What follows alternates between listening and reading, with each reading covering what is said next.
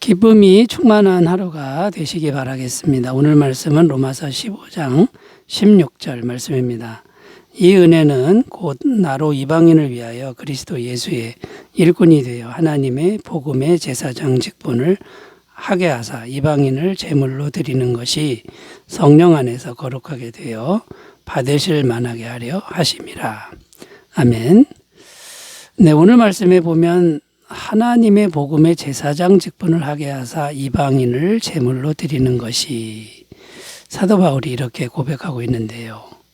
무슨 말이냐면 사도 바울은 자신을 복음의 제사장 직분을 가진 존재로 말하고 있습니다. 제사장이라고 했는데 제사장은 어떤 일을 합니까? 제물로 제사를 드리는 사람이죠. 그런데 바울에게 있어서 제물은 누구냐? 이방인들을 의미합니다. 이방인들을 거룩한 제물로 하나님께 드린다고 말하고 있는 겁니다. 그래서 오늘은 바울이 자신을 이방인들을 거룩한 제물로 하나님께 드리는 제사장이라고 했는데 이것이 어떤 의미인지를 생각하면서 은혜를 나누겠습니다.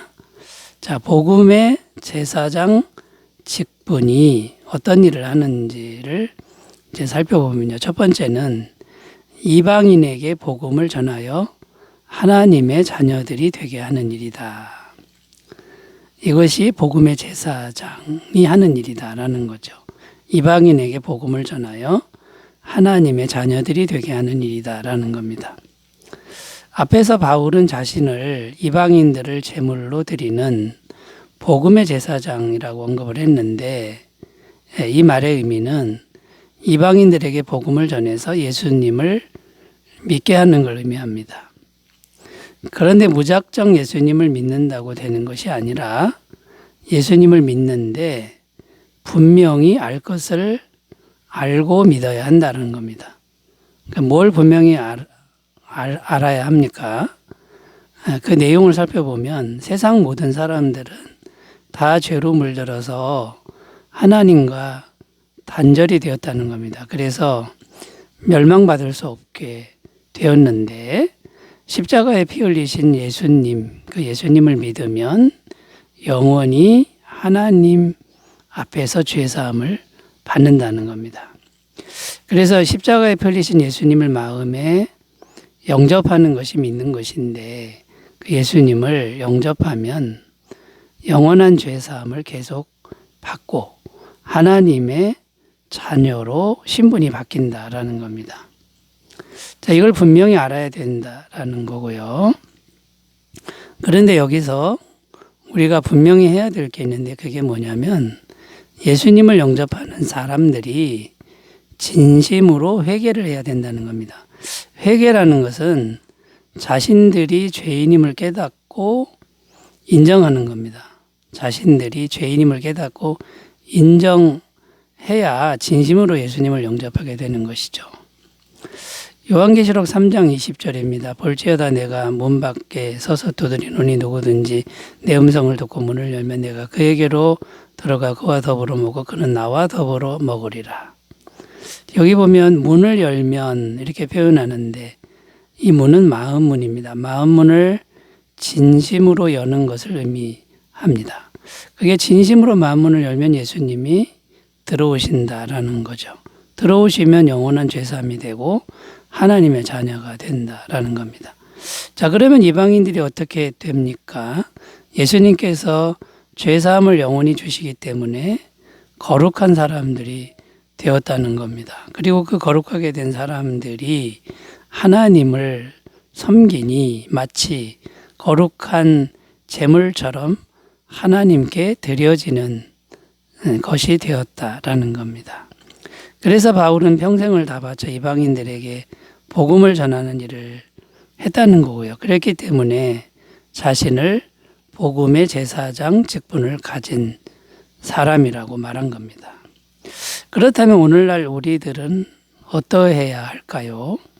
우리도 바울처럼 복음의 제사장 직분을 받은 사람들이라는 것을 알아야 합니다. 잊지 말아야 합니다. 마태복음 28장 19절 20절 그러므로 너희는 가서 모든 민족을 제자로 삼아 아버지와 아들과 성령의 이름으로 세례를 베풀고 내가 너희에게 분부한 모든 것을 가르쳐 지키게 하라. 볼지어다 내가 세상 끝날까지 너희와 항상 함께 있으리라 하시니라. 이 말씀은 예수님이 승천하시기 전에 제자들에게 간곡하게 당부하신 말씀인데 세상 모든 민족에 가서 복음을 전하라는 거죠.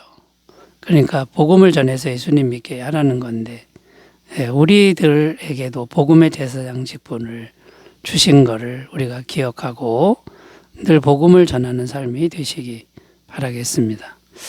자, 복음의 제사장 직분 첫 번째 살펴봤고요. 두 번째는 어떤 게 있을까요? 두 번째는 구원받은 이방인들로 하여금 거룩한 산제사의 삶을 살게 하는 일이다 라는 겁니다. 복음의 제사장 직분이 하는 일은요, 구원받은 이방인들로 하여금 거룩한 산제사의 삶을 살게 하는 일이다.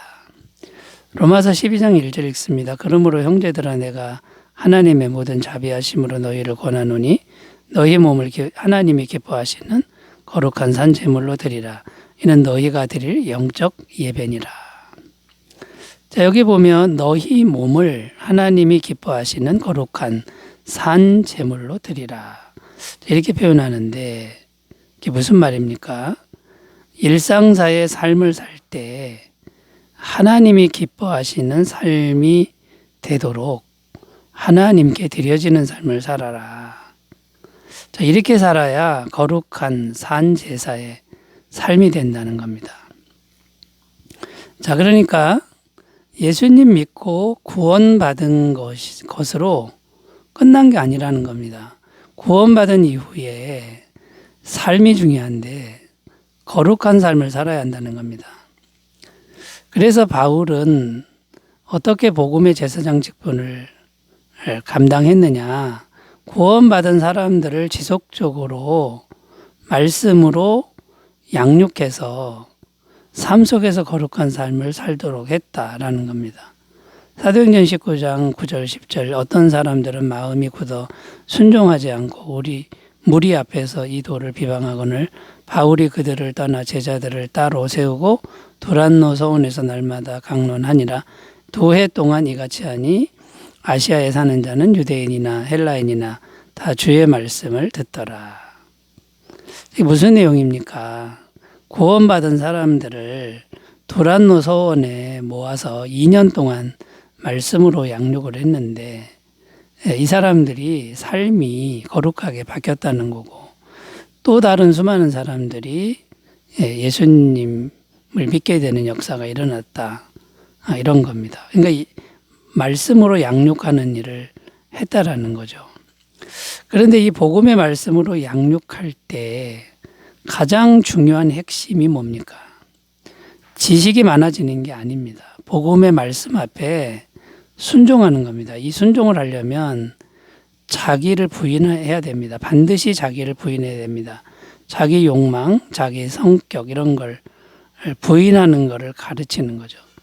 자기 부인이 없으면 하나님이 기뻐하시는 산제사의 삶은 불가능합니다. 이건 산제사가 아니라 죽은 제사인 것이죠. 에베소서 2장 3절 전에는 우리도 다 그 가운데서 우리 육체의 욕심을 따라 지내며 육체와 마음에 원하는 것을 하여 다른 이들과 같이 본질상 진노의 자녀이었더니 자, 여기 보면 육체의 욕심을 따라 지내며 이렇게 표현하는데 육체의 욕심을 따라 지내는 삶이 계속된다면 이건 육적인 삶이지 거룩한 삶이 될 수가 없다라는 겁니다. 자, 그렇다면 오늘날 우리들은 어떠해야 합니까? 우리들도 일상사에 자기 육체의 마음을 부인하고 순종하는 삶을 우리가 노력한다 그러면 거룩한 산제사의 삶이 되는 거고요. 또 다른 사람들 이렇게 양육한다 그러면 복음의 제사장 직분을 잘 감당하는 그런 삶이 될 것입니다. 자, 세 번째로 가보겠습니다. 복음의 제사장 직분이 하는 일. 세 번째는요. 구원받은 이방인들로 하여금 지속적으로 성령님과 교통하게 하는 일이다라는 겁니다. 오늘 말씀에 보면은 이방인을 제물로 드리는 것이 성령 안에서 거룩하게 되어 받으실 만하게 하려 하심이라. 이렇게 기록하는데 성령 안에서 거룩하게 되어 이렇게 표현합니다. 성령 안에서라는 의미는 성령님과의 지속적인 교통을 의미합니다. 이 성령님과의 지속적인 교통은 어떻게 하는 겁니까? 이 성령님과 지속적인 교통은 늘 기도하고 또 성령님과 대화하는 것이죠. 그래서 이 성령님과 지속적으로 교통을 하는 것이 이제 복음의 제사장 직분을 감당하는 건데, 우리가 구원받는 것도 구원받아서 거룩하게 되는 것도 성령님이 하시는 일이고, 평상시에 우리가 거룩한 삶을 사는 것도 성령님의 도우심 없이는 불가능하다는 겁니다. 고린도전서 12장 3절 그러므로 내가 너희에게 알리노니 하나님의 영으로 말하는 자는 누구든지 예수를 저주할 자라 하지 아니하고 또 성령으로 아니하고는 누구든지 예수를 주시라 할 수 없느니라.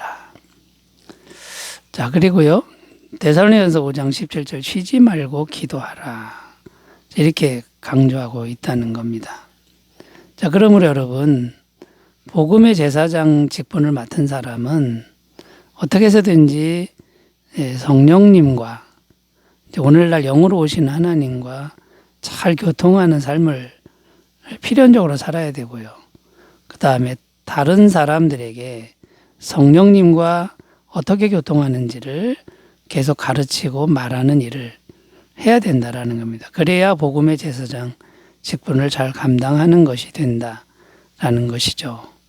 그래서 여러분, 일상사를 살아갈 동안에 모든 순간에 성령님과 마음으로 기도하면서 교통하는 삶을 살 것을 가르치고 또 함께 노력해주는 이제 그런 삶을 산다 그러면 훌륭한 복음의 제사장이 된 것이고, 그 직분을 잘 감당하는 것이라는 것을 꼭 기억하시고, 다른 사람들에게 선한 은혜를 끼치는 귀한 도구로 쓰임받기를 바라겠습니다. 기도합니다. 하나님 아버지, 우리도 바울처럼 복음의 제사장 직분을 받은 존재인 것을 잊지 않고 늘 순종하면서 살아가도록 도와주옵소서. 예수님의 이름으로 기도드립니다. 아멘. 보람이 넘치시기 바라겠습니다. 감사합니다.